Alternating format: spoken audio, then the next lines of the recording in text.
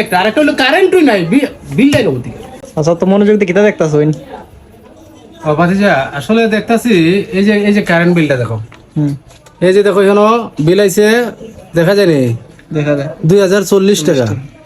তা আমি গত মাসে কারেন্ট থাকতো 24 ঘন্টার মাঝখানে ধরো 23 ঘন্টা, এই সময় বিল আইতো 11 থেকে 1200 টাকা। আর এই মাসে পাইছি না কারেন্ট কোনো কোনো তোমার 15 ঘন্টা করে প্রতিদিন, 24 ঘন্টার মাঝখানে 15 ঘন্টাই নাই, এরপরে বিল আইছে 2040 টাকা। এই যে দেখো 2040 টাকা, তো এই কারেন্ট বিলটা এলো কোথা থেকে আমি তুই বুঝতেছি না, মানে বিলটা উঠলো কোথায়, কারেন্ট উঠতে নাই।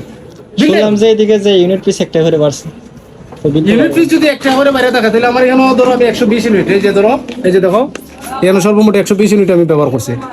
120 ইউনিটে 120 টাকা পারবো, তাহলে আমার 1200 থেকে এই 1300 হইতে পারে, 1300 থেকে 1400 হইতে পারে, 2040 টাকা দিলো। এটা একটা, আরেকটা হলো কারেন্টই নাই, বিলটাই নগদ থেকে।